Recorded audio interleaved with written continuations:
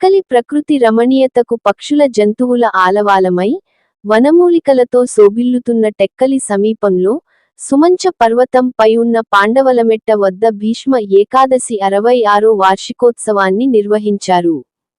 శ్రీ స్వామి నిరంజనానందగిరి మహారాజ్ గారి ఆధ్వర్యంలో అనేక కార్యక్రమాలు జరిగాయి.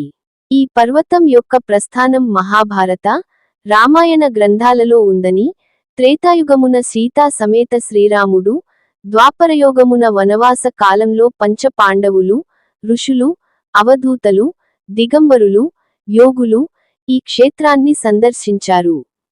ఈ పాండవులమెట్ట నేపాల్ దేశ రాజవంశీయులు శ్రీ బాలకృష్ణ ఆనందగిరి వారు 1950లో భారతదేశ పర్యటన సందర్భంగా ఇక్కడికి విచ్చేసి యోగకుటీరాన్ని స్థాపించారని స్థానికులు చెబుతారు.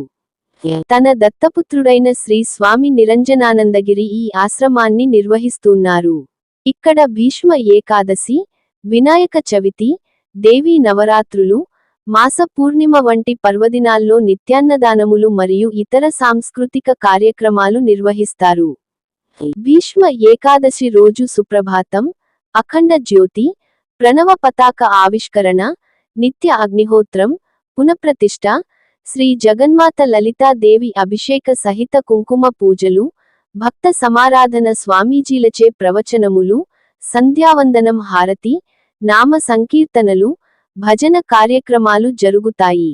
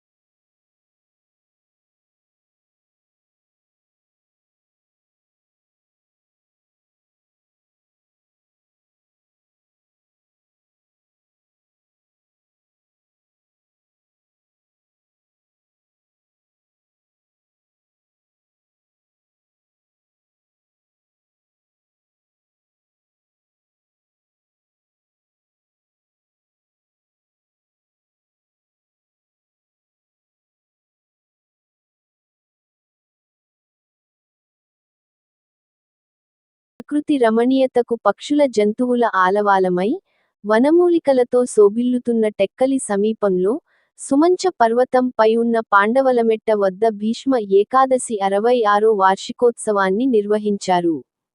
శ్రీ స్వామి నిరంజనానందగిరి మహారాజ్ గారి ఆధ్వర్యంలో అనేక కార్యక్రమాలు జరిగాయి.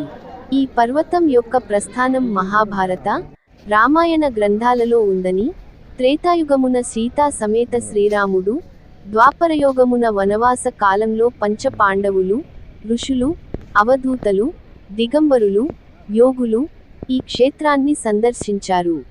ఈ పాండవులమెట్ట నేపాల్ దేశ రాజవంశీయులు శ్రీ బాలకృష్ణ ఆనందగిరి వారు 1950లో భారతదేశ పర్యటన సందర్భంగా ఇక్కడికి విచ్చేసి యోగకుటీరాన్ని స్థాపించారని స్థానికులు చెబుతారు. తన దత్తపుత్రుడైన శ్రీ స్వామి నిరంజనానందగిరి ఈ ఆశ్రమాన్ని నిర్వహిస్తున్నారు.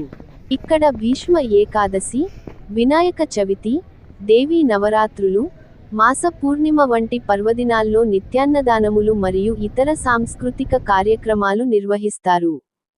భీష్మ ఏకాదశి రోజు సుప్రభాతం, అఖండ జ్యోతి, ప్రణవ పతాక ఆవిష్కరణ, నిత్య అగ్నిహోత్రం, పునఃప్రతిష్ఠ, శ్రీ జగన్మాత లలితాదేవి అభిషేక సహిత కుంకుమ పూజలు, భక్త సమారాధన, స్వామీజీలచే ప్రవచనములు, సంధ్యావందనం, హారతి, నామ సంకీర్తనలు, భజన కార్యక్రమాలు జరుగుతాయి.